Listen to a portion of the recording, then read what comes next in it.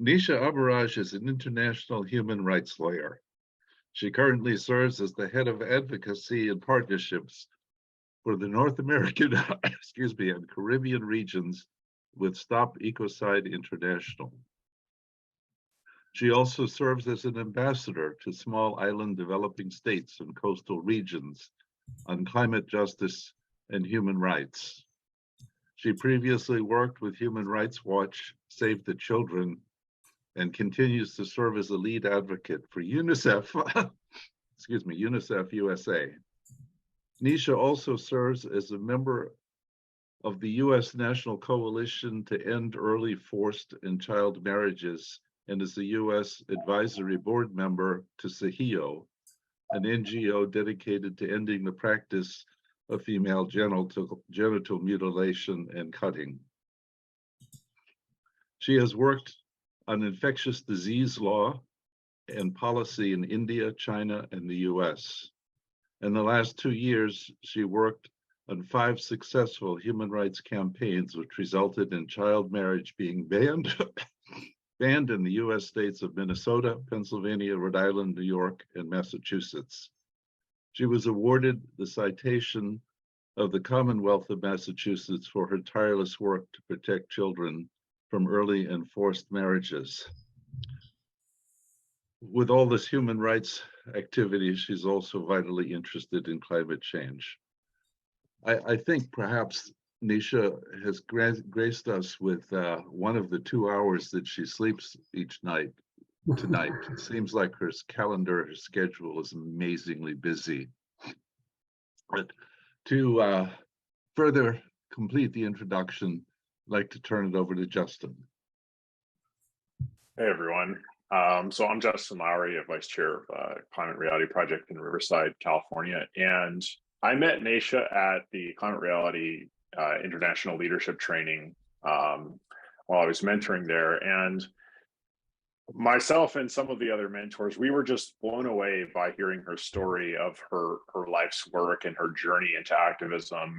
And I think the big thing that really captivated us about her work and her perspective and her story was that many of us know a lot of people in this activism space and also just in our lives who perhaps are interested in or value human rights, or they think it's a good idea to end something like child marriages or female genital mutilation or sex trafficking, or poverty or hunger, but then they see these issues as divorced from the climate crisis and the fight for environmental justice. And when she was explaining her perspective, we were just blown away by how irrefutably, how completely connected these issues are, and that those of us working in the climate crisis fight are sort of inadvertently helping in the human rights arena, and that the two fields are completely interwoven and very intersectional. And I think Nesha is an amazing example of a truly intersectional person working for justice in the world and healing. And I can't tell you how many conversations I've had with friends and relatives where I just shared Nesha's story with them because it was so captivating. And I knew that that was the only perspective they would listen to begin to even care about climate change at all or environmental justice, because they care about things that she works on, but they always have seen them as disconnected from the climate fight. And so I was able to connect them for these people just by simply explaining a Cliff Notes version of Nesha's talk in 5 minutes. And so for all of you today, I hope you can get that as a takeaway, to just remember a few of the things that she's said as talking points, a Cliff Notes version, and share it with anybody who will listen. Share it with your friends, your neighbors, your coworkers, anybody. It's such a great conversation starter and a bridge builder. And so I'm really thrilled to be able to introduce Nesha today. So without further ado, take it away, Nesha. Thank you so much, Justin. I'm so incredibly grateful to you. I would not have had this amazing opportunity without meeting Justin, and I'm so incredibly grateful to him. And and I had originally scripted to say, if you are here today, Justin, I extend my profound gratitude, and I'm so excited that you're here. And I also wanted to extend my gratitude to Marion, Merrill, Joe, and the entire North County Climate Change Alliance for bringing us all here together. And thank you, a very special thank you to all of you for joining us for this event and for inviting me. It is truly an honor and a privilege for which I am deeply grateful. So without further ado, I'm going to share my screen, the presentation with you all, and we can jump in. So everyone can see the screen, I imagine. Okay, great. And everyone is hearing me okay? Okay, great. So I'm really excited. I'm looking forward to jumping right into this presentation focused on climate justice, a pathway to the promotion and protection of human rights. So just to tell you why I chose this title, I've worked with many human rights NGOs over the years, some of them being in existence for more than 100 years, yet I felt a growing sense of frustration inside of me because these rights violations against vulnerable groups, women, children, persons with disabilities, the elderly, indigenous people, were only getting worse. And I thought to myself, what are we missing? It turns out I needed to integrate the climate crisis into my work in order to holistically address the protection of the rights of all people. And in so doing, I needed to understand the science behind climate change, which the scientific community willingly gave to us all. It is on this premise I thought to myself, well, why not equip all other disciplines with the legal and practical tools so that we may stand together and amplify each other's voices, and just maybe we could be the generation that lives to tell the tale about how we solve the greatest existential crisis facing humanity and our planet. We are already in the history books as a generation that survived a deadly pandemic, and in spite of great loss, tragedy, and pain, we got back up and are still rising to take on both new and existing complex challenges. So this presentation is prefaced on climate justice and human rights. It is a globally understood reality that the climate crisis is exacerbating existing human rights violations. And today, we are here to answer two pertinent questions. Can climate justice, specifically criminalizing ecocide, which translates to mean the killing of one's own home, be a part of the solution to the climate crisis? And if so, how can we as a state, as a nation, as a leader in the global community, lead the way? Now, first we need to understand why we need this law, and as to how we lead the way. Forgive me for jumping ahead, but as I was preparing, this quote struck out to me from one of the lead scientists who released the 10 scientific insights at COP27. He said, science is a common language for policy. The fact that we produce 10 insights is a reaction to the frustration of the need to connect even deeper with policy. The insights coming out of COP27 could not be clearer. Even in the face of scientific evidence, there's a serious lack of inaction by those with the power to make decisions. I am not a scientist, but I share that frustration. And I know many of you do too. As a human rights lawyer, as a human being working to promote and protect the rights of all people and our home, this earth, upon which our survival hinges. It is difficult. It was difficult before dealing with human rights violations. And now we find ourselves at the worst of it all, crisis levels. To give an example, which many of you may be familiar with, decades ago, the state of California tried to strike a major blow against climate change and failed. The state passed an ambitious rule in 1990 mandating car companies slowly begin replacing their offerings with electric vehicles. But in 2002, the state backed off, and part of the reason was political. car companies aided by the then administration were fighting the state every step of the way. Make no mistake, this situation is not unique to just one state. It is happening across the country and globally. So the question for us today, 32 years later, with improved technologies and louder cries for climate justice across the globe, will this rallying cry for justice turn into action? Yet another example. In Brazil, we saw firsthand the destruction of one of the Earth's largest tropical forests, which was shown to be important carbon sinks. And this destruction impacts us all. I use these examples as it is vital that as policymakers, advocates, and activists, we understand our interconnectedness as a global community. What happens in one part of the world affects us all.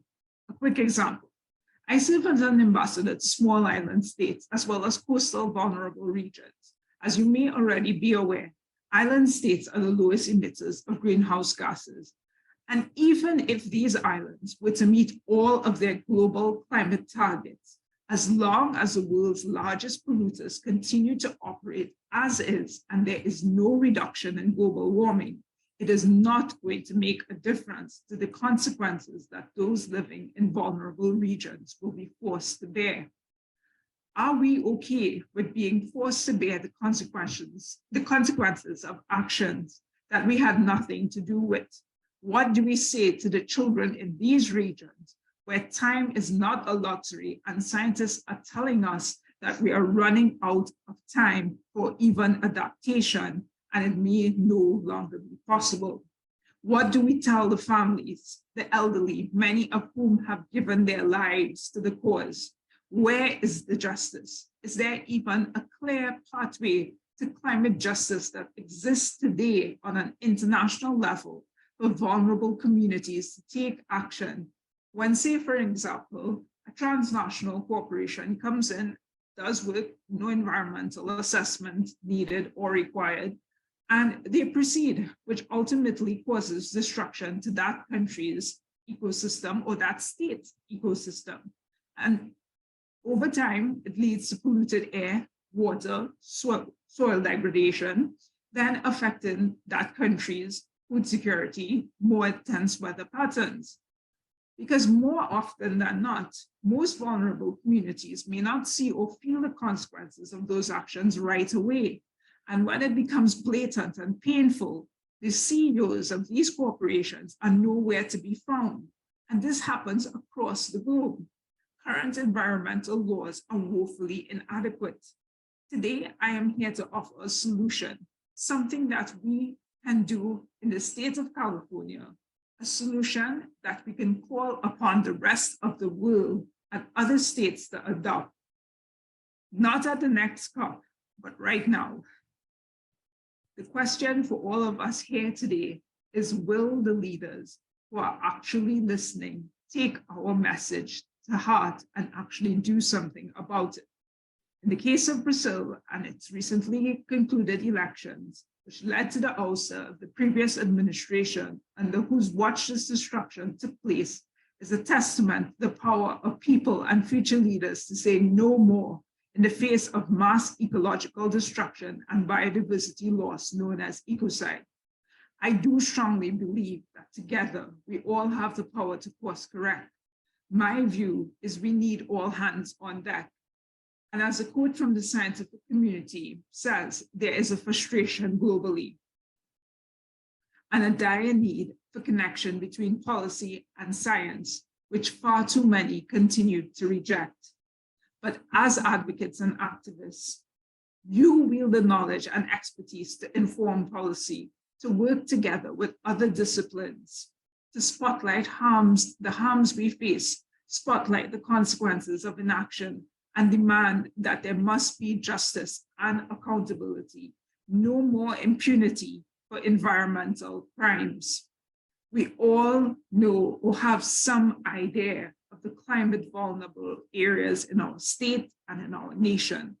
And I ask myself, how much longer are we going to apply band-aid solutions which do not address the root causes of climate change? This is why I am so incredibly grateful for the opportunity to be here to speak to you about a criminal law of ecocide. Code Red for Humanity. We all remember these words from the UN Secretary General, Antonio Guterres, sending shockwaves throughout the world as to the reality we face on account of the climate crisis. A year later, Secretary Guterres, in July of 2022, now says, quote, "Humanity faces collective suicide over climate crisis. It is an atlas of human suffering," end of quote. Who can forget the words of the Honorable Prime Minister of Barbados, Mia Mottley, in Glasgow at COP26, who also sent shockwaves throughout the world. And as you can see, it has become a rallying cry, 1.5 to stay alive. These chilling and daunting comments from the UN Secretary General, the Barbados Prime Minister, and many like them were not because they wanted to say words that sounded good. It was grounded in science. Scientists project that more than half of humanity is at stake. Now let's break down what that means. We are talking about hundreds of millions of people forcibly migrating because of actions they had nothing to do with, and then being dehumanized in receiving countries. We are talking about countries disappearing in their entirety. In 2014, Kiribati was the first Pacific island to purchase land to relocate its people because of the threat of the island being besieged.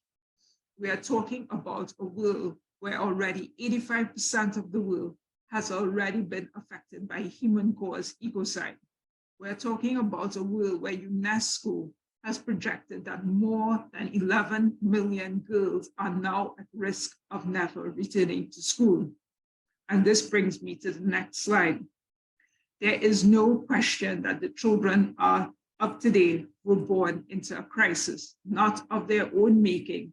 And as the quote from UNICEF says, there may be no greater growing threat facing the world's children and their children than climate change. In the aftermath of natural disasters, UNICEF identified three main threats to the rights of children, youth, and families, and in particular, women and girls. The first, the health of women and girls suffers the most. It gravely affects pregnant women and neonatal care for infants. Without access to healthcare, plus no access to clean water, adequate sanitation, and menstrual hygiene facilities, and in the case of pregnant women, with no safe place to deliver, surrounded by floodwaters, women and girls are more prone to disease and even death. Currently, cases of diarrhea, skin disease, and malnutrition are skyrocketing globally as a result, which brings me to the second point. Extreme poverty. As the climate crisis pushes more people into extreme poverty, UNICEF projects 9 more million children may suffer from wasting. Wasting is the most life-threatening form of malnutrition. COVID-19 has exacerbated the crisis for children, with 23 million children missing out on basic childhood health care. The third threat identified by UNICEF was violence against women and girls, or in other words, intensifying rates of gender-based violence. Living under such stressful conditions places women and girls at increased risk of violence. Globally, 1 in 3 women and girls alive today are victims to gender-based violence.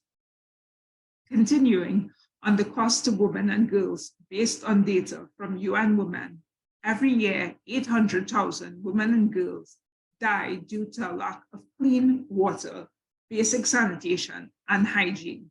Now, let's break this down further. Around 2.4 billion people still use unimproved sanitation facilities that can pollute water and spread disease.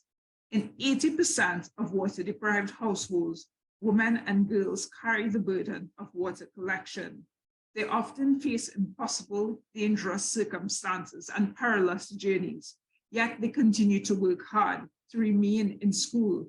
But as the climate crisis worsens, new challenges are emerging everywhere. According to UNICEF, as a result of setbacks in learning, 70% of 10-year-olds globally are unable to read, simple text. A projected 3.5 million children in Pakistan are facing disruption in their education due to the flood crisis. When children, especially girls who are disproportionately affected, enroll and stay in school, it can positively impact their safety, improve their health and well-being, and increase their potential for economic prosperity.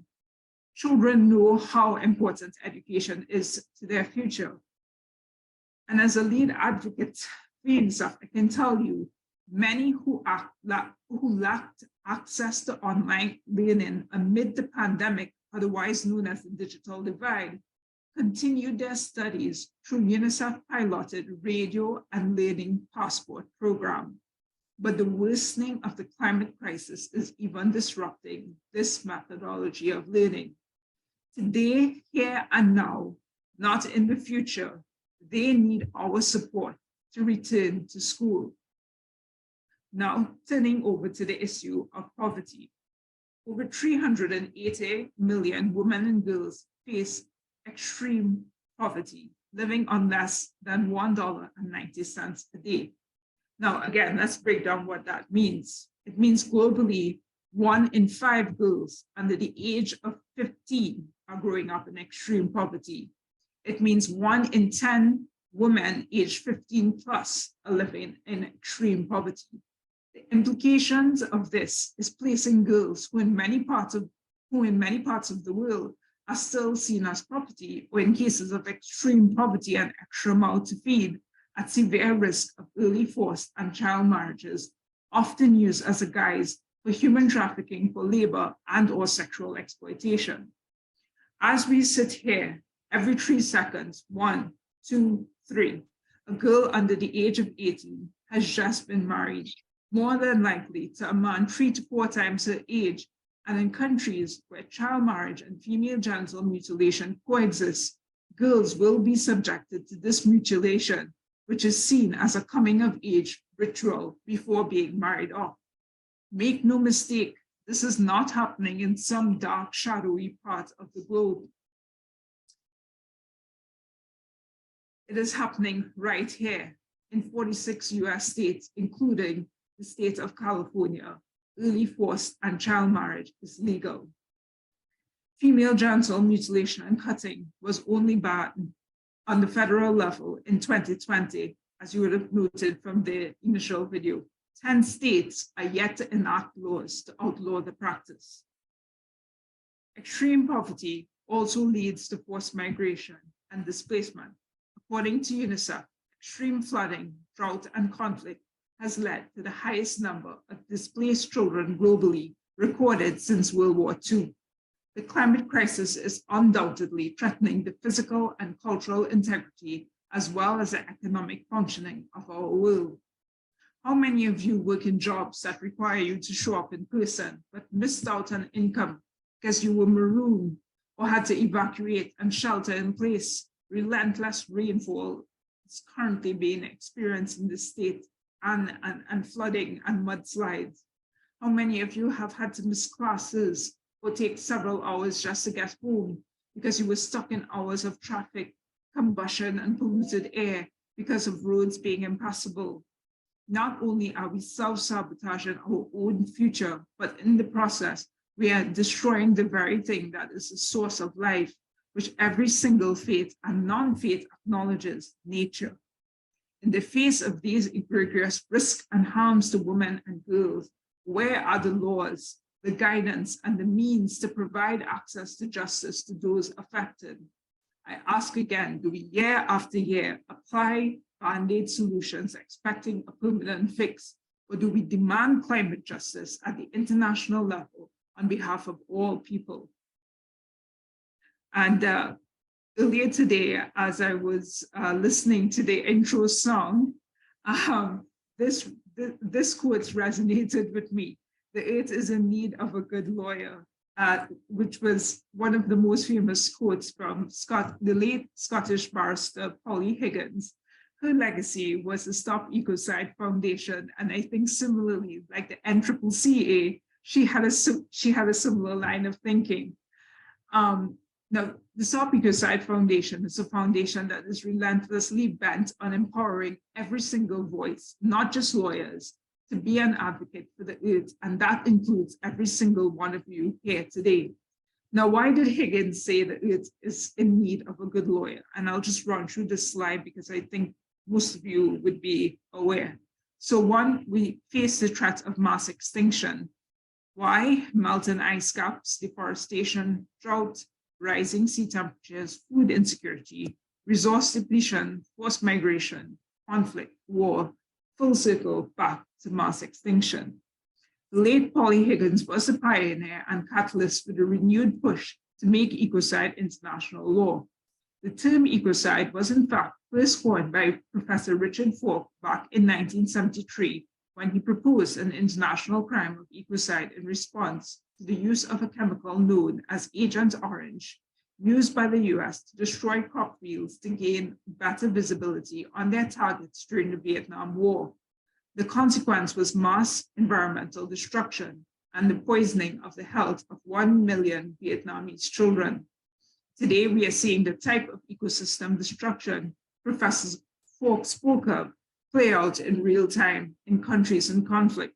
One just has to look to the conflict in Russia and Ukraine. Ecosystem destruction is now undermining the future of humanity and our planet. The rate at which climate change and mass damage and destruction of nature or ecocide is happening, we are dangerously close to jeopardizing all life on Earth. Scientists warned us in the IPCC reports and again at COP27 that there has been irreversible impacts of global warming, and we have already crossed certain tipping points. Children born today are up to 7 times more likely to face more extreme weather patterns than their grandparents. The world needs you. Yes, challenging times lie ahead. You have no doubt seen the reports of fossil fuel lobbyists trying to outnumber environmental activists at COP27. Misinformation campaigns are being stirred up to trade in fear and intimidation against scientists, human rights activists, lawyers, and journalists. But to quote Greta Thunberg, we are being betrayed by those in power, and they are failing us, but we will not back down. We will not be silent. We need to work together, intergenerational. Everyone needs to participate. When young people are refusing to back down, protesting every Friday, Greta, who I might add is a prominent supporter of the criminalization of ecocide, it is a call to all of us to stand up and stand with those who are already calling for the criminalization of ecocide. Pacific Islanders are already making this call, and they're calling on the world to join them on the front lines of this movement. And it is not just Pacific Islanders, and I will speak further to this later on.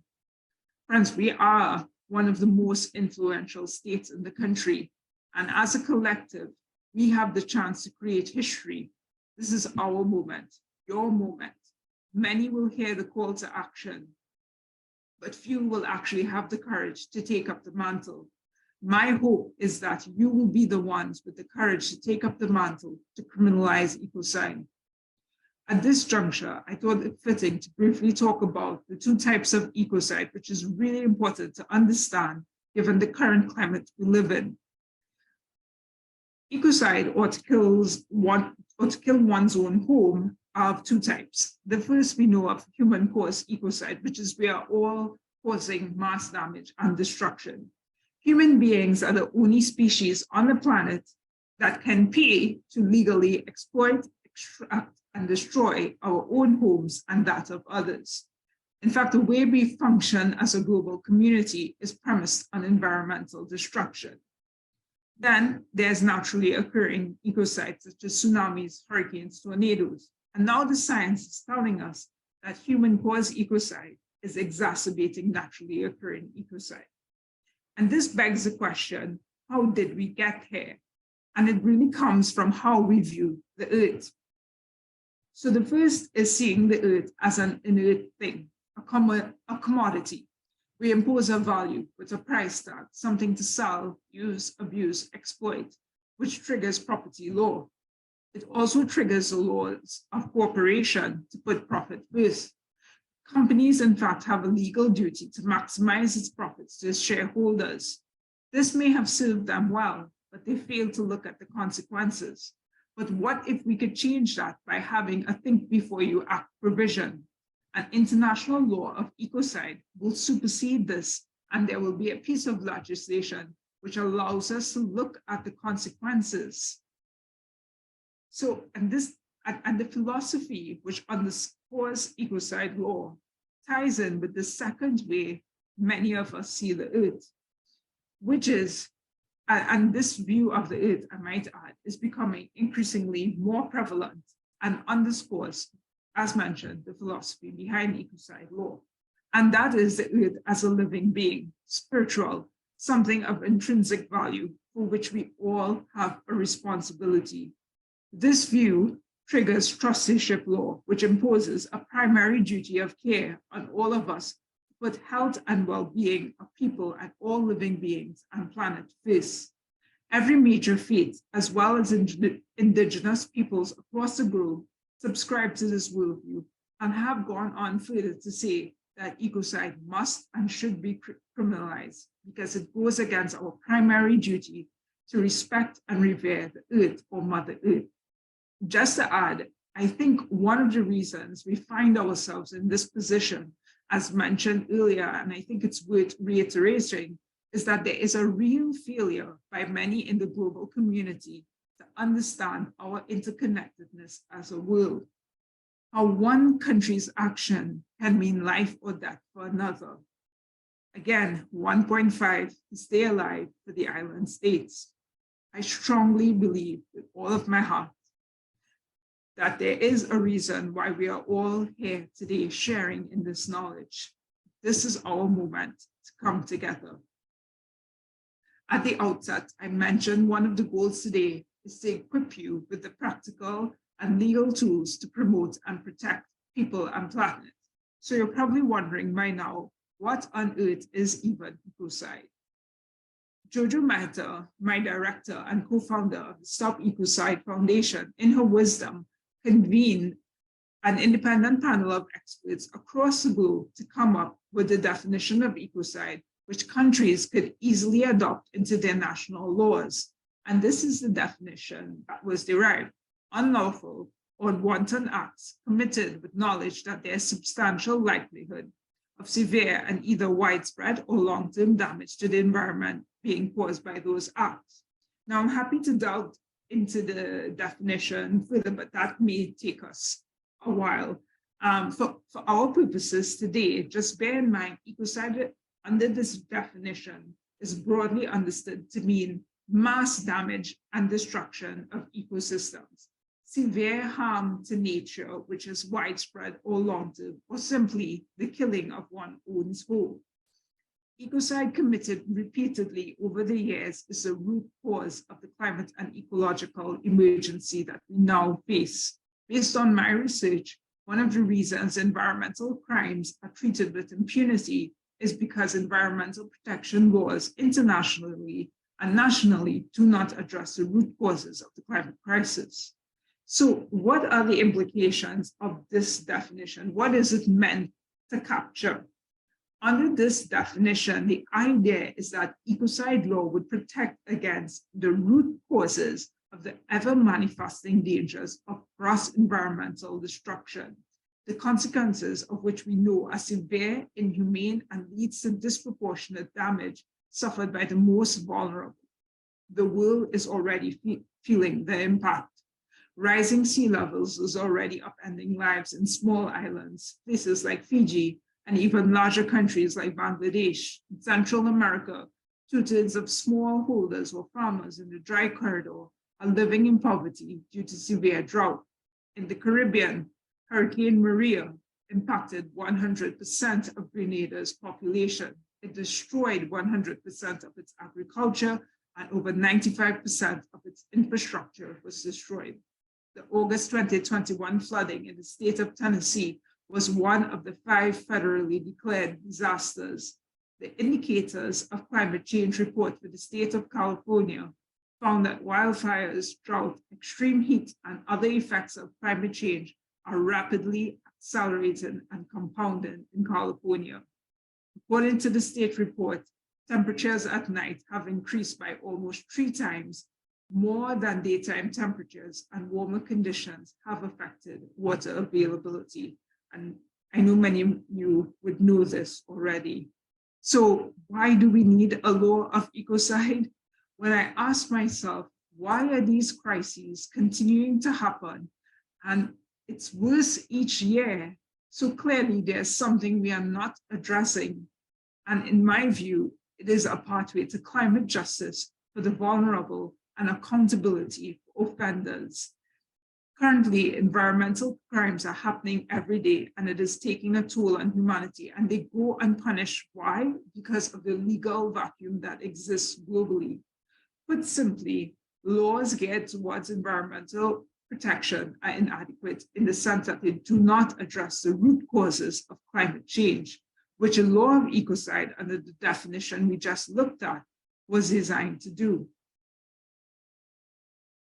The environmental movement continues to lose because we are still operating within a system that incentivizes the wholesale exploitation of nature. But a law of ecocide can change that. All law comes from a certain philosophy, a moral code, so to speak, or even theological. The simplest example, thou shalt not kill, murder is a crime. The philosophy that underscores ecocide law ties very much into the view of seeing the world as sacred, seeing ourselves as guardians, and it also recognizes our interconnectedness and by extension, our humanity. So why do we need a law of ecocide? Yet another reason. The worst polluters have become so emboldened that they are now budgeting for SLAP lawsuits. SLAP is an acronym for Strategic Litigation Against Public Participation. And I know that some US states have anti-SLAP laws. What this means is that they are burying local environmental activists, small NGOs, and indigenous peoples in frugal paperwork, knowing they will not have the resources to fight back. Transnational corporations are some of the worst offenders, and they continue to profit off of the earth. And the people who live in affected areas, it is their lives that are being upended. They are the ones that are being pushed into poverty. And as mentioned earlier, they are suffering from the consequences of actions they had nothing to do with.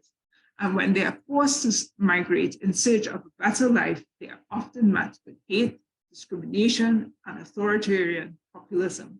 And this happens across the globe. So why do we need a law of ecocide?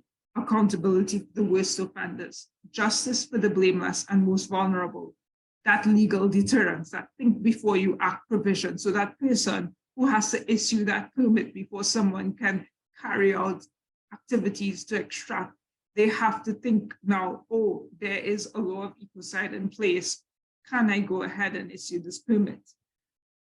Slow the pace of human-caused ecocide and peace.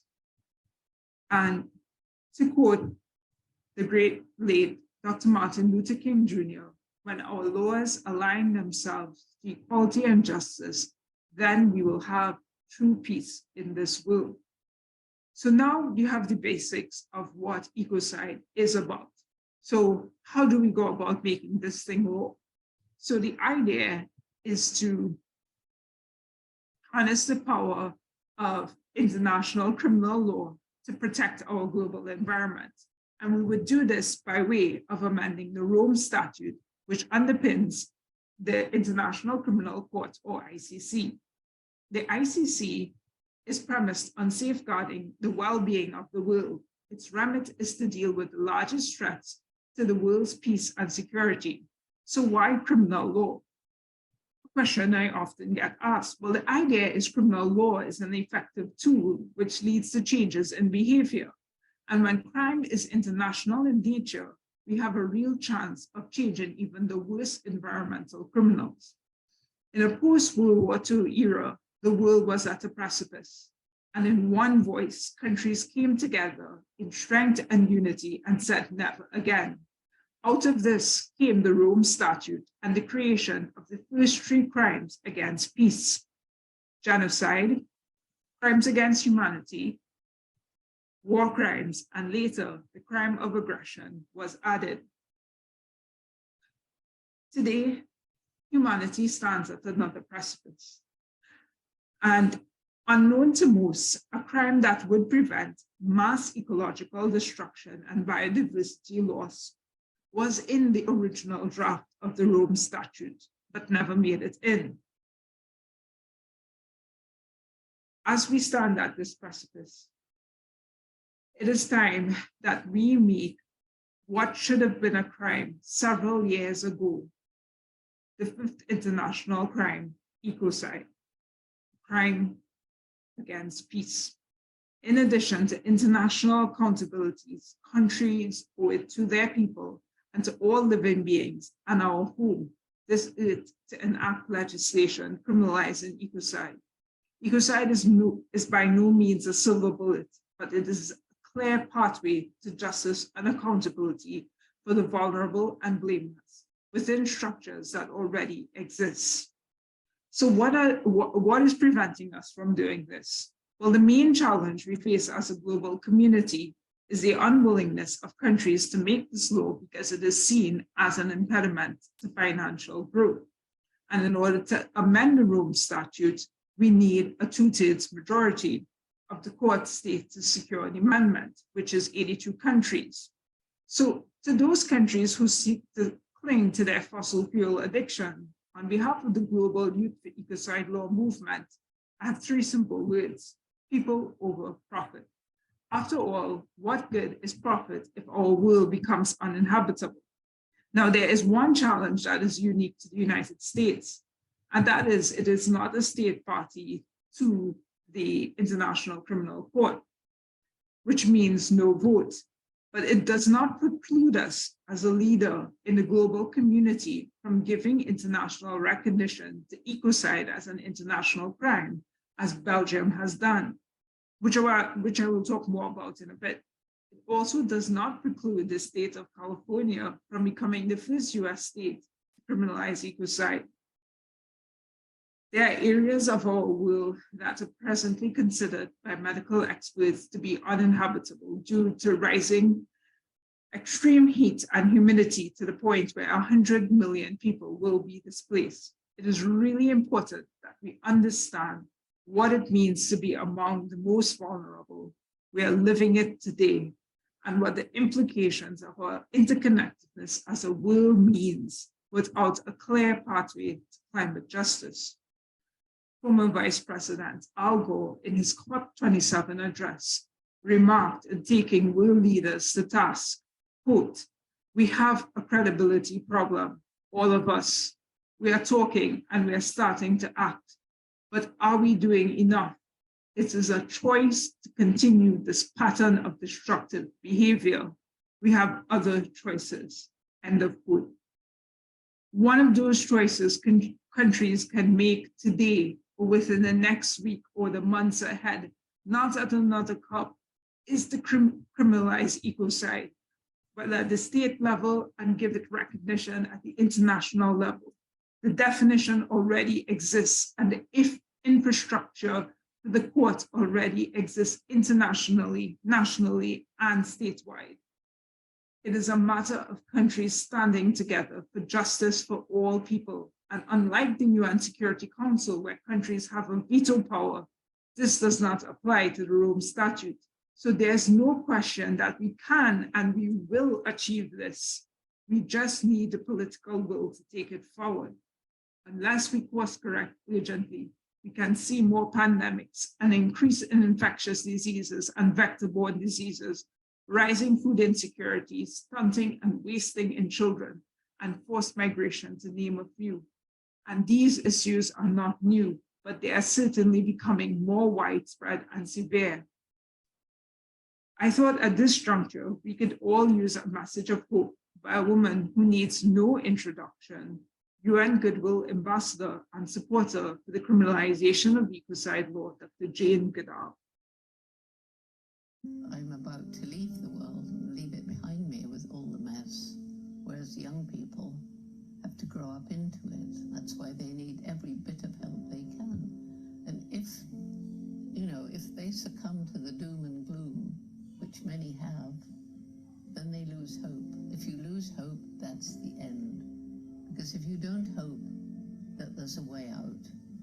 don't hope that your actions can make a difference, then you sink into apathy and do nothing.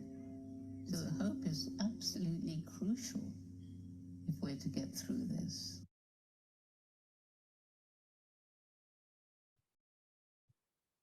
So as Dr. Goodall said, we cannot lose hope. Their future are in our hands. Our future is in our hands. And I am here today to tell you that there is reason to hope. My goal today was not to depress you, so keep calm. I have good news. In the last 5 years, a growing global movement across all sectors of society has been and is still demanding the creation of a new international crime of ecocide, making it a crime to threaten severe and either widespread or long-term damage to ecosystems. And here are some of the prominent faces already in support, many of whom you would know. And perhaps the best news yet arises out of Belgium, who may have just given us hope that we are about to possibly see a domino effect. The remarks delivered by the representative to the Honorable Zakia Katabi, Minister of Climate, the Environmental, Sustainable and Green Deal Belgium at COP27 could not be clearer. And I quote, "One of the greatest forms of injustice is the massive destruction of the environment upon which communities depend. We can no longer tolerate the massive destruction of the environment.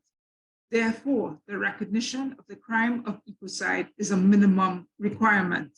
It is truly a must. We owe it to the people who suffer today from mass destruction. We must prevent further victims. We also owe it to the future generations. We have to legislate accordingly, and first of all, by recognizing the crime of ecocide internationally." Not only is the Belgian Federal Parliament including ecocide as a new crime at a national level, but they have also recognized it internationally, and they are now calling on the rest of the world to do the same. Noteworthy, the European Union, or EU, is also revising its environmental crime directive and debating the inclusion of ecocide in their new criminal code. Whether or not that domino effect continues, the answer to that question lies with each and every one of us here today. It doesn't have to be in Europe, it can be with California starting and taking off with the rest of the states. This state has a real collective power to do the same, and you can join them. Because if enough countries support ecocide, ecocide can be added to the list of international crimes. This will act as a powerful brake on harmful extractive practices and a much needed incentive for strategic change and innovation. Thus, together, we can be a powerful global force for the protection of each other and for all life on Earth. So this is not a presentation of words that might sound great, but lead to no action. So please sign on to become an Earth protector. And if you work with communities of faith, please visit the appropriate link that I will share and leave with Meryl or Joe. And and if you work with policymakers, businesses, invite them to join as well. Because we are all in this together. At Stop Ecocide International, there is a place for each and every one of you. Make no mistake, the world needs what you've got. If not for anyone else, the world's children. I felt this quote from UNICEF from February of 2022 was quite apt. And forgive me, it is a bit difficult to, process it. I mean, I've said it many times, but it's just a feeling today. So quote, today, 1 billion of the world's most vulnerable children are at risk. Tomorrow, if the world fails to act, it will be all children. To each and every one of you here today, I say, never underestimate the power of one single voice, your voice, to make a difference in the life of a child. And now, pre-recorded message of gratitude from the director of the Stop Ecocide Foundation and co-founder, Ms. Jojo Mata, who is currently in the UK, where it is past 2 a.m. Thank you to everyone who's helped to make 2022 the most fantastic year for the movement to stop ecocide. We've achieved some amazing things in the last 12 months, and it wouldn't have been possible without your collaboration and your support, however small. It's all hugely appreciated. We know that appetite for an international crime of ecocide is growing all the time, and that the majority of people support it the instant they hear about it. So let's make 2023 the year that everybody hears about it. Really looking forward to the most exciting developments to come. And last but not least, my heartfelt gratitude to all of you. On behalf of all of us at the Stop Ecocide Foundation, thank you. You're one of our greatest hopes and strengths for the future of humanity, all living beings, and our planet. Thank you so much. Nesha, thank you so much. That was both frightening and inspiring. We have a variety of questions. I think I would like, if it's okay with you, we'll alternate questions from the audience that are in the chat. Either Justin or Marion could ask those. And I have a variety of questions that I've prepared. I'd like to start, if that's okay. You mentioned the Prime Minister of Barbados. She has been very eloquent writing about the cost of hurricane and other damage to Barbados that the country has had to cover with loans from the World Bank and more. And that those paying back those loans keeps the country in huge debt, or keeps the country poor. They didn't cause the carbon pollution that resulted in exaggerated hurricanes and so forth. And so she's been asking for the COP27, for example, to worry about loss and damage, so-called. How does, the question is, in terms of the ecocide law, what would be fair for nations, first world wealthy nations, to do to cover the cost of the harm being done to poorer nations, like Barbados and other island nations and more, of course.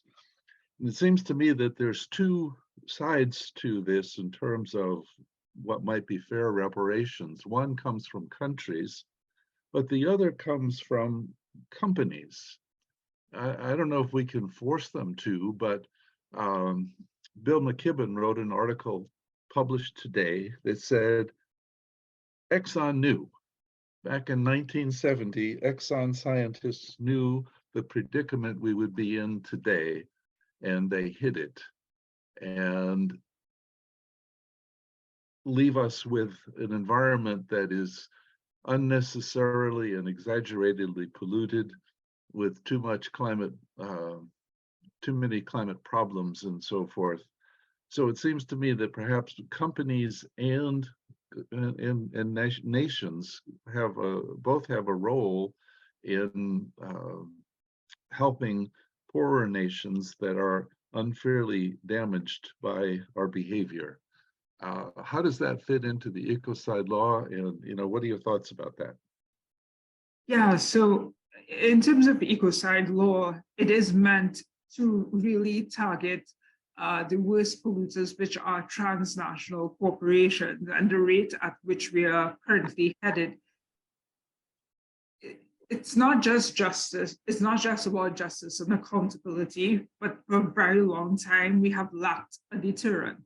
And a lot of the reasons why small island nations are not being, so like, for example, Exxon is currently operating in another Caribbean island that I know of, and it is probably going to cause problems in the future. And when small island nations are now looking to find these CEOs, they are nowhere to be found, right? So a law of ecocide would prevent just that. So, for example, let's say country X went in, corporation X went into Barbados, and the CEO said, hey, I'm going to hang out in Belgium. Belgium, if ecocide is made international law, has the power to arrest that person and take him before the courts. And in a sense, as countries have these discussions about loss and damage, it could be determined that one of the ways in which justice is provided at the level of the International Criminal Court is also, so there are actions which you can take both criminal and civil liability. So when you establish the harm, yeah, like say a case of malicious prosecution, when you establish the harm that the party was wrong, the criminal case was unfairly brought, once that is established in the criminal court, then lawyers will take it over to the ICJ, which is the International Court of Justice, right, which deals with international civil matters. And that was where sort of the expenses, where they will pay back the money. But criminal law, the range of what we particularly see happening are convictions and people being jailed and that kind of thing, and there are even conversations around that.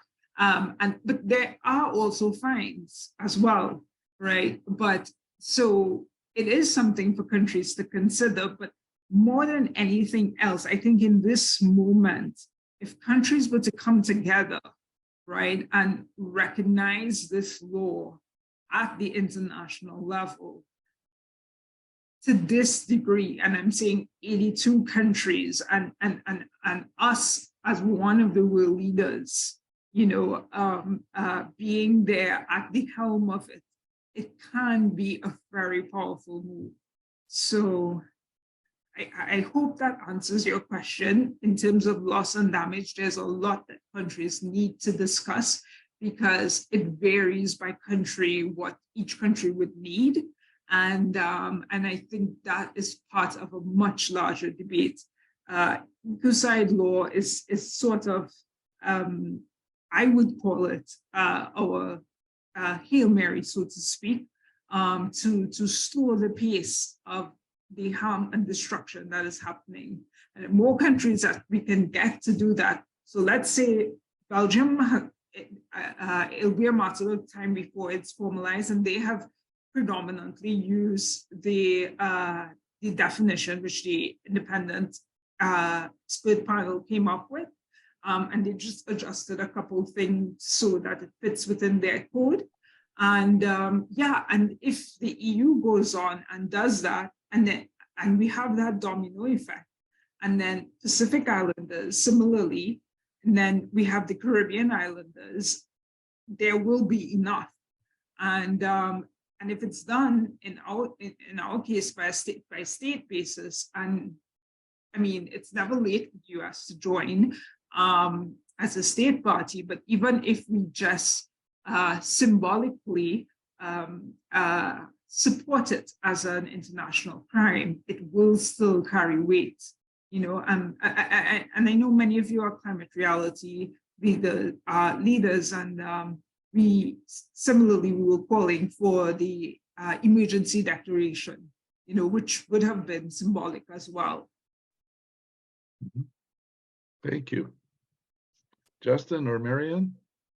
I have a question from Ron Martin, and it's in regards to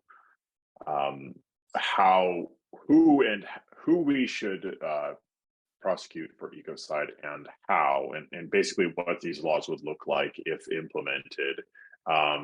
So his question goes, most of the mass destruction of the environment is done by corporations drilling for oil and gas and cutting forests down to grow palm oil and beef cattle, for instance. Most of this is done under permits that the governments, either state or local, federal, issue to those businesses. So should the governments or government officials that issue those permits be prosecuted for ecocide? What would that look like? And then should campaign donors who finance these climate denying politicians and the politicians who pass these things be convicted of ecocide as well? Because, how do we find the individuals responsible?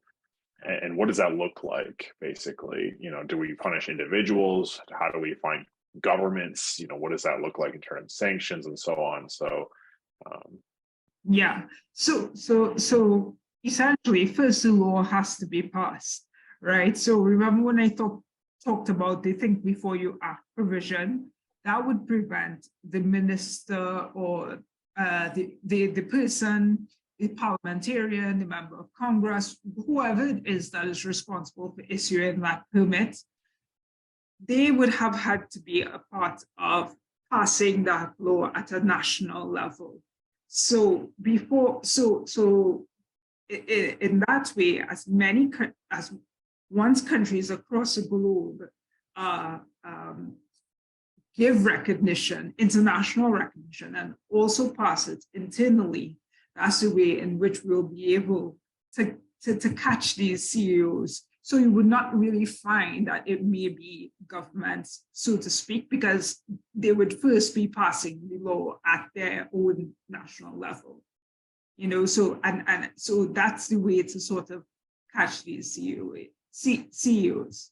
So yeah, I hope that helps. Thank you. Nepal is one of the poorest countries on the planet.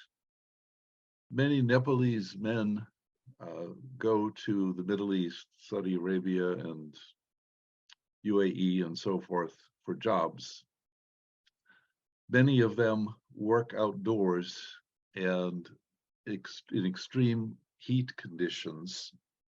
Related to what this question, I understand over 1,000 people died building the stadiums at the recent Qatari World Cup, which is part of the same phenomenon.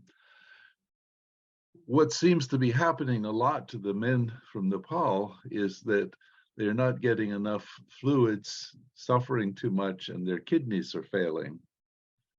They are going back then to Nepal with damaged kidneys, and they need dialysis. Now, this sounds like it might be, a few people, but it turns out the cost of dialysis is 2% of the Nepali GDP.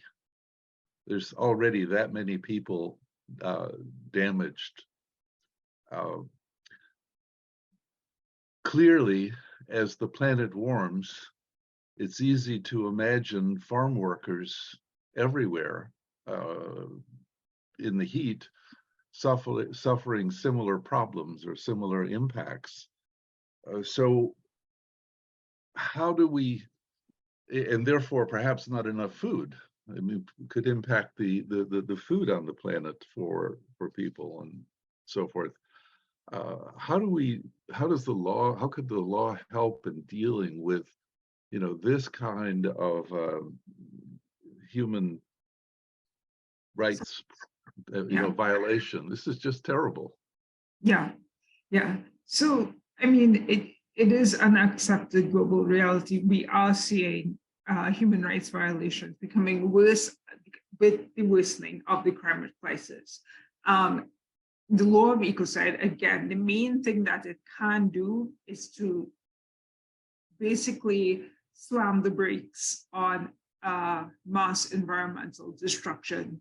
Because I believe, if I'm not mistaken, environmental crimes are the 5th most profitable crimes in the world. If I'm not mistaken, I have to check. They're either the 4th or the 5th. So the idea is that this is something that we can do now. You know, this is something we can do as countries together, to come together, and you know, a lot of people, they want to see action, they want to see results quickly, and if we can get some of these abusive practices to stop. And there are other, so for example, what's happening to the men in Nepal, that would fall under the ILO, and they have their own particular procedures. But you know, as you rightly pointed out, it is going to get worse. So a lot of these bodies are going to have to consider, how are we going to go further in protecting people as the crisis worsens. So the idea of ecocide law is to act, you know, predominantly as a deterrent, you know, and that is the hope, because it is something that can be accomplished quite quickly if countries are able to come together and do it. And I believe that we have the power to do it, because we are at another precipice moment, and the world did it before already. And I strongly believe that we can do it again. Thank you.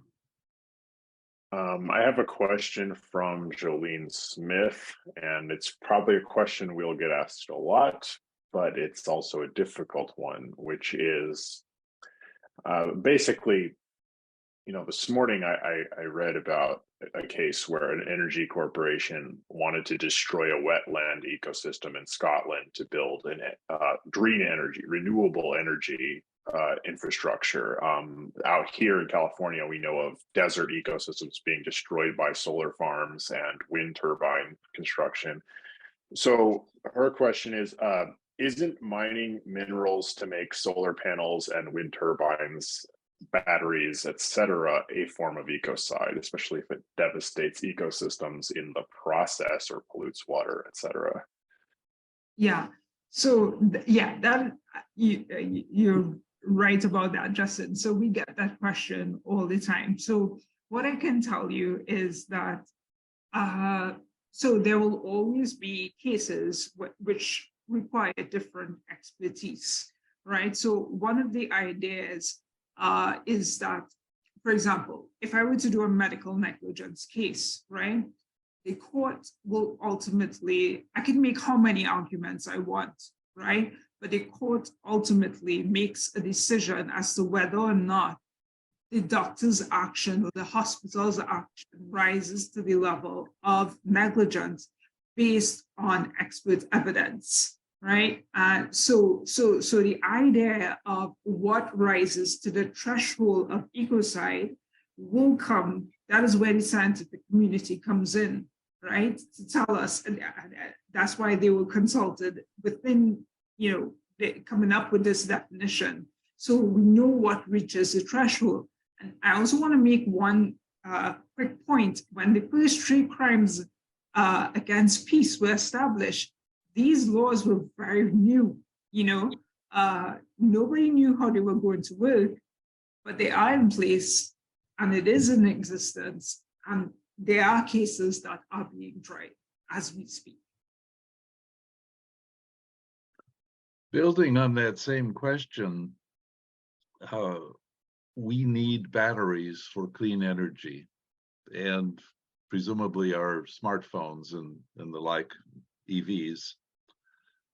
Something like 40,000 children are, some as young as 6, are forced to work in cobalt mines in the Congo. And 70 to 80% of the cobalt in the world comes from the Congo. It takes 30 pounds of cobalt to produce one EV battery. So we clearly have a tension between mining for cobalt or lithium is producing environmental destruction, lithium mines in China, whatever, all of these metals and rare earths that we need are in tension with clean energy. How do we sort that tension out? Yeah, so I mean, that one would fall under more. So are folks familiar with the UN Convention on the Rights of the Child? So it's more of a child rights issue, and it's more of a with an intersection with labor laws and child labor. That's something I thought to mention as well. The climate crisis has also led to an increase in child labor, and there's something called corporate social responsibility. I think most people are possibly familiar with it. And there are organizations that are dedicated towards working on issues like this in terms of, cocoa production as well, where children have been used by Nestle and, very famous companies, and they've been named. So there are international human rights organizations who are investigating these things and bringing them to the forefront. So so that addresses like sort of a different sort of aspect of it. Well, that's the child portion, but what about the tension between the need for rare earths for clean energy and the fact that mining pollutes the planet and causes ecocide? So we have a fundamental tension between these two. Yeah, well, I mean, what I would say is that I would leave that question, I would refer that question to the scientists, because they would ultimately need to, and I think we live in a world where there is so much more expertise that is available that I'm fairly certain that there are people who will be able to find alternative ways of being able to come to a solution. I don't know how to answer like that question, that is one for the experts to figure out, so, and again, it's perfect that you asked that question, because it's the thing, you see ecocide law already at play, the thing before you act provision.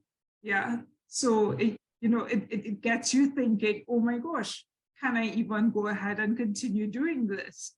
And then you will have to, then it tells that corporation, well, look, I need to stop, I need to find another way, and there is always another way. So yeah.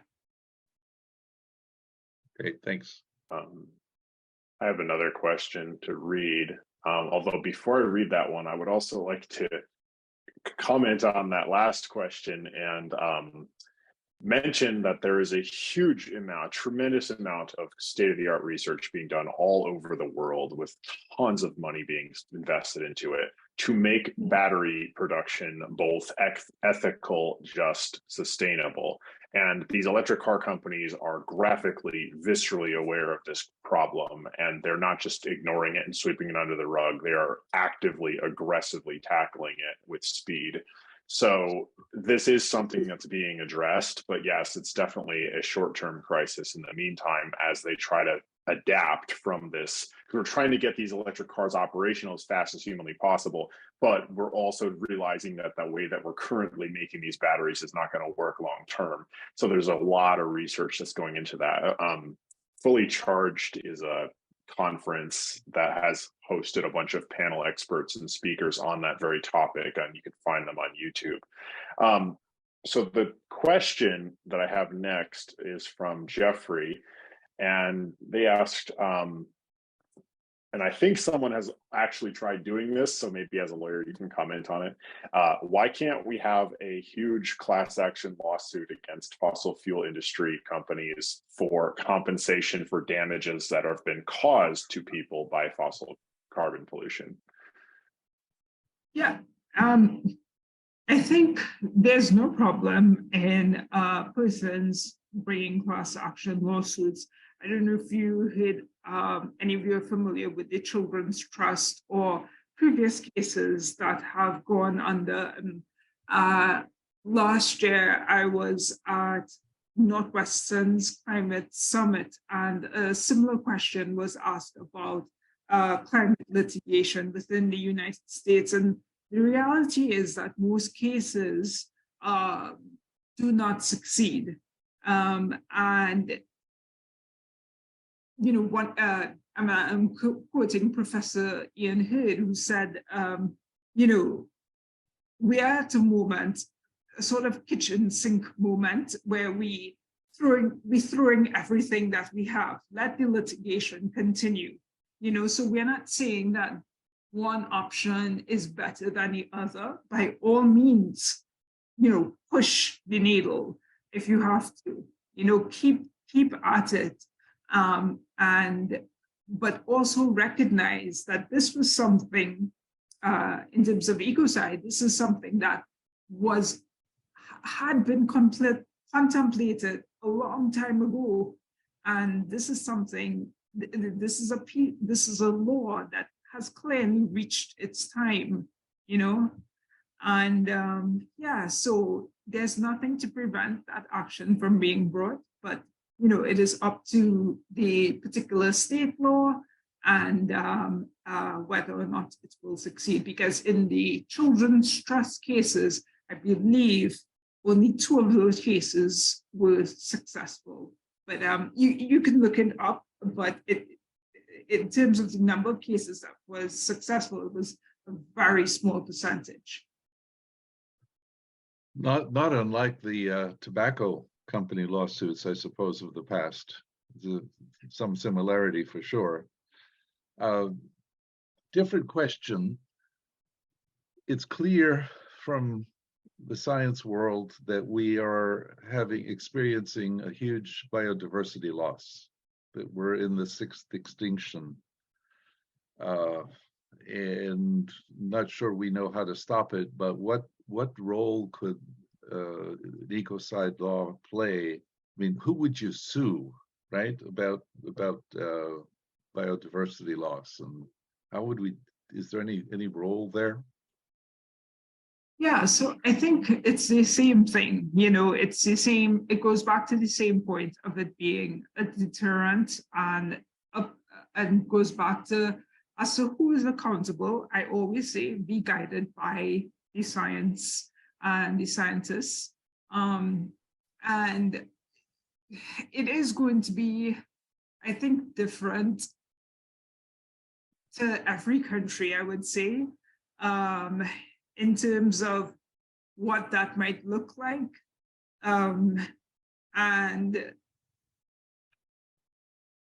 But the main thing that ecocide can do, and again, I just want to stress that it is that deterrent factor. It is to stop what is already happening. It is to stop what is about to continue happening. And it is to say to people, you can no longer behave in this way. I think we have to accept that there are certain things that, as the reports have already said, we have passed certain tipping points. There's certain damage that has been done that is irreversible, as you've mentioned. But going forward, this is a solution we can adopt that can help. And it's a solution where we have the infrastructure for it. You know, we don't need to go build a whole new court. You know, the international court exists. The state of California has its legal system. You know, the US has its legal system. All countries have their legal system. So, yeah. I have a question which I always like to ask on behalf of everyone here. And it's basically that whenever we're listening to stuff like this, it's quite heavy and it's easy to become angry or depressed or overwhelmed by the weight of it all. What areas for hope and progress, or what areas for hope do you see? What reasons for hope do you see? What areas are you seeing actual progress being made in this field? And also, most importantly of all, what can each individual person here do on a practical level? Like, what actions can we take? Where can we go to take action on this at the individual level? What do you need us to do to make this happen? Yeah, so I would say that, I think we all felt extremely hopeful when those comments came out of Belgium. And given the discussions that are happening in the EU, the Pacific Islands, there is a lot of reason to hope.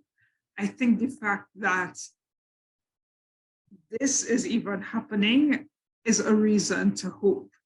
And in terms of where to go to, right, I believe in an approach where we all support each other. In terms of the Stop Ecocide movement, as I said, there is a place for every individual, whether you want to support through faithful ecocide or sign an open business letter, sign up, become an earth protector, share those resources with the different international petitions, which will be sent to governments across the globe, and help in the campaign to push it forward, because everything on the Stop Ecocide website is literally there waiting for you to access it. And I do want to mention, the website is accessible in, I believe, 5 different languages. So please feel free to refer others to it and pass on these resources to others, so they too can become part of it. On December 31st, in the New York Times, Nick Kristof wrote an editorial article titled, "Cheer Up, the world is better off than you think." Marianne? Well, I think that's a wonderful place for us to conclude our talk this evening. I know that it's getting pretty late for you, Nesha, coming, it's pretty late here too, but thank you so much for taking the time. And I also want to thank our wonderful audience. I really appreciate all of you so much. Some of you are people we see all the time, and some of you are newcomers. And I really do hope that you will all join us again. And Nesha, we have a custom here at the North County Climate Change Alliance. We like to offer something to our speakers for their time. And so we have gotten you something. And Meryl, if you want to put it up. So what we have done is we have bought you a tree in your honor, and it will be planted here in California in an area that has been burned by the wildfires. And it's a really cool thing. You can go online and you can actually put in your information, and you will find out, you'll get a picture of your tree. So it really will be there. So again, thank you very much. And again, thanks to everybody, and we hope to see you again. And I know that you gave us a lot to think about. So thank you for that.